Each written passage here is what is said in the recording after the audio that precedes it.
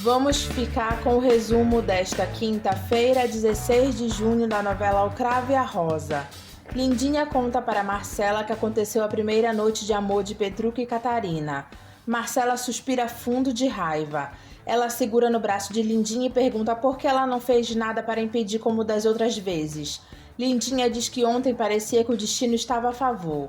Marcela pergunta se o Petrúquio se divertiu. Lindinha diz que até deu raiva de ver ele todo embeçado com Catarina. Um marmanjo daquele tamanho parecia que tinha visto um passarinho verde. Marcela diz que se divertiu tanto assim, foi. Lindinha diz que ele até levou café para ela na cama, que ela soube. Marcela diz que essa alegria vai acabar bem depressa.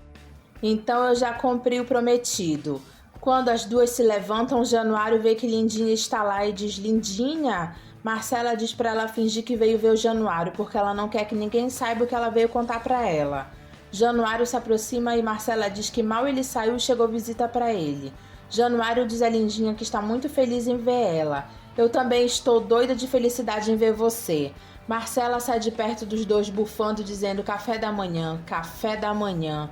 Para mim não dizia nem bom dia. Ah, mas essa alegria vai acabar. Catarina guarda o dinheiro que o pai dela deu para ela no armário do quarto de Petrúquio. Quer dizer que você ainda tem planos? Ela diz, claro que tenho, e muito bons planos. Petrúquio pergunta se ela não vai dizer para ele o que é. Ela diz, não, será surpresa. Petrúquio sério diz que ele queria muito saber qual era esse plano que ela tem. É como eu já disse, será surpresa. Petrúquio faz cara feia e Catarina pergunta o que foi agora. Ele pede para Catarina abraçar ele. Ela abraça Petrúquio e os dois se beijam apaixonadamente. Lindinha dá uma desculpa para Januário para ela poder ir embora. Celso chega até o Hotel Royal para se encontrar com Dinorá e diz que ele é o professor de violino. O rapaz diz, pois não, é o quarto 202. Já no quarto de Ezequiel, os dois se beijam matando as saudades. Dalva vai até a casa de Cornélio e vê que ele está meio nervoso, com algo na mão.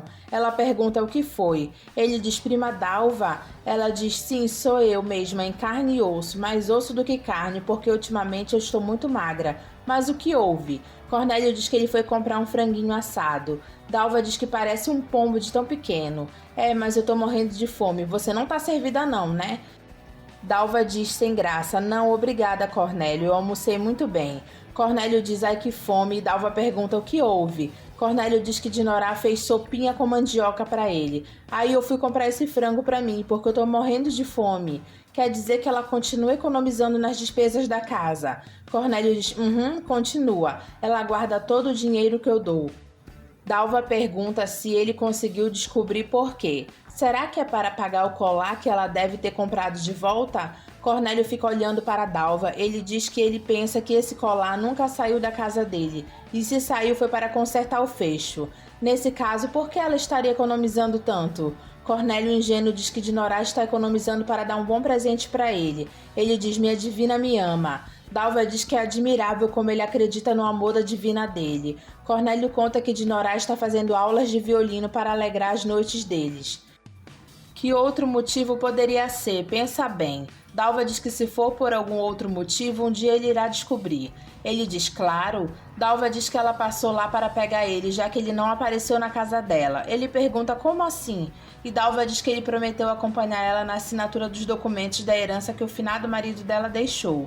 Como ela não tem muita experiência nesses assuntos, ele diz que ajudava ela. Ele diz que memória, hein? Deixa eu acabar de comer que eu vou com você depois, tá bom? Ele pergunta se ela não vai querer não, né? Ela diz não e fica olhando pra ele achando graça. Ele continua comendo desesperado. Serafim convida Candoca para tomar um sorvete com ele qualquer dia desses. Candoca diz que depois eles falarão sobre isso em outra ocasião. Serafim insiste para eles irem tomar um sorvete e Candoca acaba aceitando. Ursulino se oferece para tomar sorvete com eles. Candoca diz que ela garante que ele fará companhia para eles. Serafim, com raiva, diz a Ursulino que ele será o primeiro a tomar o sorvete. Dalva e Cornélio chegam para assinar os papéis. Ursulino se incomoda e diz que ela não precisava ter trazido ninguém. Eu sou um homem de absoluta confiança. Cornélio diz que se ele é de absoluta confiança, ele não se incomodará com a presença dele, não é? Eu poderia dar uma olhada nos papéis? Se trata dessa pasta aqui. Ursulino pede para Cornélio dar licença para ele porque ele esqueceu uns papéis dentro da pasta. Por engano, mas eu já vou retirá-los. Só um momento, eu mesmo verifico o senhor. Não se incomoda, por favor, com licença. Serafim puxa a cadeira para as duas sentarem. Cornélio verifica os papéis e Ursulino fica com medo do lado dele. Cornélio dá 2 papéis para a Dalva dizendo que esses ela deve assinar e mostra outro dizendo que se ela assinar ela vai perder toda a herança dela. Dalva diz surpresa: o quê? Cornélio olha para Ursulino dizendo: esse salafrário aqui fez uma procuração dando plenos poderes a ele. Assina só o relativo à sua herança e manda esse homem para a rua. Ursulino diz que ele não está entendendo e Cornélio manda ele embora antes que ele chame a polícia. E os meus honorários? Eu tinha estipulado em 30%. Cornélio diz que isso é um roubo. Ele não vai ganhar nenhum centavo e tem mais. Eu vou contar centavo por centavo da herança da prima Dalva. É melhor o senhor ir embora daqui. Por favor, vá embora. Ursulino diz: ingratas, eu sou um Marte. Dalva agradece Cornélio pelo que ele fez, e Serafim diz: que bom, seu Cornélio, que o senhor veio salvar elas de um salafrário. Sabia que eu nem havia percebido que ele tinha más intenções com as senhoras? Se fosse mais esperto, jornalista Serafim teria percebido. Cornélio diz que ele irá ficar com os papéis nas mãos como garantia. Bárbara faz Mudinho falar novamente, quando está dormindo.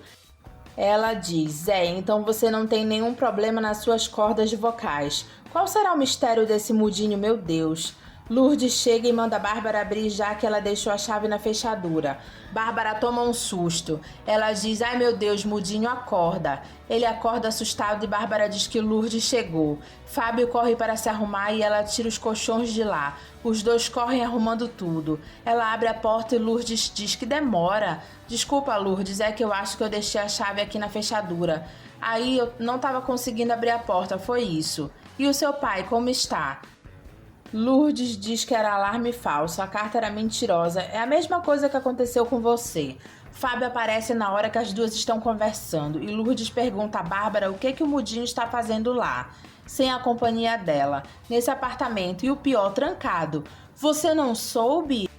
Lourdes diz: não, eu tô esperando você explicar. Bárbara diz que houve uma onda de assaltos na cidade e um dia o Mudinho veio visitar ela e você não estava. Aí eu pedi para que ele ficasse vindo todos os dias. Lourdes diz: todos os dias? Bárbara diz que era só para fazer companhia para ela, porque se algum ladrão estivesse de olho lá, ele iria ver que tinha um homem dentro da casa. Fábio balança a cabeça concordando. Lourdes pergunta para Bárbara sobre as aulas que ela dá. Eu não fui nem um dia essa semana da aula. Ela diz: não, o que houve? Mudinho olha para Bárbara assustado e ela diz para Lourdes que ela teve febre, dor de cabeça e a garganta ficou inflamada. Lourdes toca na cabeça de Bárbara e diz que ela está fria. Passou, mas ontem eu estava quase sem poder falar. Lourdes se aproxima de Fábio e diz que ela sentiu muitas saudades dele. Ele sorri e faz menção que também sentiu muitas saudades dela. Mudinho, venha me visitar como antes da viagem. Fábio sorri e faz com a cabeça que sim. Lourdes pergunta a Bárbara se ela não está ficando mais amiga do Mudinho do que ela. Ela diz: Lourdes, eu nem ligo pro Mudinho. O delegado pergunta a Batista se ele suspeita de alguém no roubo das apólices de Catarina. Doutor Sansão, eu estava me casando, o senhor não sabe, mas a cerimônia de casamento foi penosa. Teodoro diz ao delegado que a noiva foi obrigada a casar de espanhola e de vermelho. Batista diz a Teodoro que ele não precisa contar os detalhes que são muito desagradáveis. O que eu sei, doutor Sansão, é que eu queria que o dia acabasse sem mais nenhum escândalo. Sendo assim, não, eu não tenho nenhum suspeito. Sansão diz que ele tem um suspeito. Batista diz: mas já? Eu gostaria de fazer algumas perguntas sobre o professor Edmundo das Neves. Batista diz: o professor Edmundo? Ora, ele nem foi convidado. Sansão diz que ele soube que Edmundo esteve na festa de casamento de Penetra. Batista diz que de certo Edmundo foi falar com Bianca. É como eu disse, eu estava de cabeça quente, eu nem vi Edmundo. Sansão pergunta a Batista se Edmundo teria como ter descoberto o segredo do cofre. Batista diz não, o segredo do cofre sempre esteve muito bem guardado. Batista se lembra que o professor Edmundo dava aulas para Bianca na sala de estudos, na sala onde o cofre e o segredo do cofre estavam. Sansão diz: não vai me dizer que também estava na sala de estudos. Desculpa, doutor Batista, teria sido muita imprudência. Batista diz sim, estava escrito na última página de um livro. Mas quando eu ia imaginar que alguém ia se aproveitar de uma festa de casamento, de um momento de felicidade para cometer um roubo? Batista diz sim, Edmundo ficou muito tempo sozinho nessa sala. Sansão diz que ele poderia muito bem ter aberto esse livro e descoberto o segredo. Batista pergunta ao delegado se ele vai prender o professor. Ele diz não, ainda não, mas eu vou examinar todos os seus passos. Berenice diz a Joana que ela pensou que fosse encontrar ela mais desesperada, afinal, Batista casou com outra. Eu tenho que aprender a me conformar e seguir em frente, eu já disse. Berenice diz que ela não sabe de onde ela está retirando tanta força. Joana se vira e diz que quem muito sofre acaba se acostumando com o sofrimento. Então você vai se conformar em deixar esse homem sem exigir nenhum tostão? Joana diz que ela não quer nada de Batista, mas não é justo com seus filhos, eles merecem ter uma vida melhor, eles são filhos de um banqueiro. Joana diz que ela vai colocar os filhos dela na escola sim, mas ela não vai se ajoelhar aos pés do banqueiro Batista. Eu vou seguir em frente, já disse. Berenice pergunta, mas como? E Joana diz, só eu que sei. Mimosa diz a Bianca que a primeira noite de casada de Marcela deve ter sido horrível para ela estar com tanto mau humor assim. Boa coisa que não foi. Bianca diz que ela sempre ouviu dizer que a primeira noite de casada era a melhor noite de uma mulher. Pra você ver, o bicho homem não presta. Não fale assim que ele é o meu pai. Mimosa diz que é o pai dela, mas ele é homem. Claro que é homem, Mimosa. Se não fosse homem, ele seria minha mãe. É mesmo, eu não tinha pensado nisso. Bianca confessa a Mimosa que ela está com medo de Marcela. Ela acha que ela não é o anjo que ela pensou que ela fosse, porque hoje de manhã ela parecia mais uma bruxa, uma madrasta. Mimosa diz que ela estava se segurando para não tocar nesse assunto com ela. Ai meu Deus, você tem a mesma opinião? Não é nem opinião, é certeza. Ai Mimosa, mas antes de casar ela parecia um anjo. Mimosa diz que Catarina é que estava com a razão. Ela fazia se passar por anjo para nos enganar para poder casar com seu pai. Mas boa coisa que ela não é. E agora, meu Deus, e agora é tarde, ela conseguiu o que ela queria. Mas e nós, Mimosa? Mimosa diz que elas vão ter que pular miudinho. Marcela diz a Joaquim que ela nunca perdoou o que Petrúquio fez para ela. Ele tirou a alegria dela de viver. Ele diz, e do papai também, anos e anos de humilhação e de vergonha. Só agora, minha filha, que eu posso andar de cabeça erguida. Marcela diz que Catarina, a mulher dele, humilhou ela várias vezes. Pois muito bem, eu resolvi me vingar. Eu não posso aceitar que passem o resto da vida rindo de mim. Joaquim diz, é verdade, filha, é verdade. Marcela diz que ela, sendo madrasta de Catarina, ela terá que aceitar Petrúquio e Catarina pro resto da vida, a menos que eles se desfaçam desse casamento.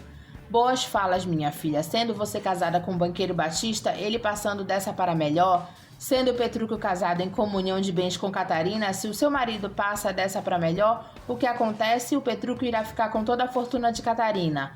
Marcela diz que ela estava tão cega pela emoção que ela nem havia pensado nisso. Mais uma razão para separar os dois. Joaquim pergunta se ela já sabe o que vai fazer. Ela diz, eu sei. Se eu sei? Edmundo diz a Mimosa que ele viu que o carro do Dr. Batista não estava e pede para ela deixar ele entrar para falar com Bianca.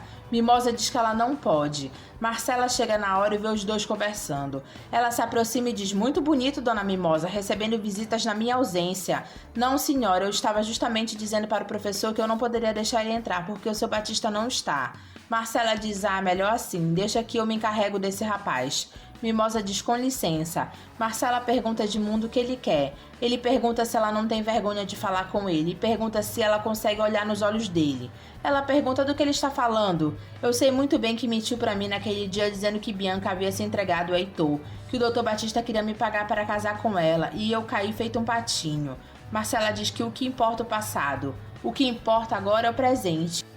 Bianca já tem outro pretendente e você não deve voltar a essa casa nunca mais. Ele diz que ele está farto de ser manipulado por gente que nem ela. Eu quero falar com a Bianca, ela gosta de mim e eu gosto dela. Haha, que frase romântica. Acontece, meu rapaz, que eu não faço o estilo romântica. E também não tenho medo de quem fala grosso. Vai embora ou eu chamo a guarda. Não vai me deixar falar com a Bianca? Marcela diz, claro que não. Ele diz, tudo bem, eu vou embora, mas não é por medo de você, e sim para não prejudicar a Bianca. Mas não pense que eu desisti. Ela diz, faça-me rir. Quando Edmundo fecha o portão, Bianca aparece na sacada e diz, professor. Ele diz, Bianca, não se preocupe, eu volto. Bianca olha para ele triste. Edmundo é seguido pelos policiais. Dalva pergunta a Kiki se a Dinorá e o Celso voltaram a se encontrar. Kiki diz só se ela fosse doida depois de me entregar o colar de brilhantes. Eu aposto que ela não quer mais nem ouvir falar no meu nome. Dalva diz que eles voltaram a se encontrar porque a Dinorah inventou que ela está tendo aulas de violino. Imagine! Kiki diz que é até uma boa desculpa. Eles devem ter encontrado outro lugar. Dalva diz outro lugar, mas onde? Eu não sei, nem olhe pra mim. Dalva pergunta se ela descobrir, ela conta pra ela, depende de quanto vai me pagar. Marcela pede para Ezequiel um favor, ela quer falar com Petrúquio a sós. Mas ele não vai querer falar com você, você sabe muito bem que ele foge de você. Sim, é capaz dele se negar de início, mas você há de convencê-lo. Diga que eu sei de um segredo de Catarina e ele virá. Mas você sabe mesmo de algum segredo da Catarina ou é só conversa? É claro que eu sei de um segredo que vai acabar com a vida dos dois. Enquanto isso, Catarina e Petrúquio estão abraçados. Ele diz que ele sempre soube que ela iria deixar de ser uma fera. Ela diz, não se engane não, porque eu continuo uma fera. Eu gosto de você assim mesmo, uma fera. Catarina beija Petrúquio. Ele ouve uma coruja e fica preocupado. Ele diz que o pio da coruja foi perto. Ela diz, o que tem a coruja, Petrúquio? Nós estamos numa fazenda no final do mundo. Nada mais natural do que ouvir o pio da coruja. Ele diz, mas esse pio foi muito perto, muito perto. Que importância tem se é perto ou se é longe? A coruja está voando. Ela pia onde ela quiser, Petrúquio. A minha avó dizia que quando a coruja pia assim, pertinho, é porque alguma coisa de muito ruim vai acontecer. A coruja é como se ela fosse uma sombra. Catarina fica assustada.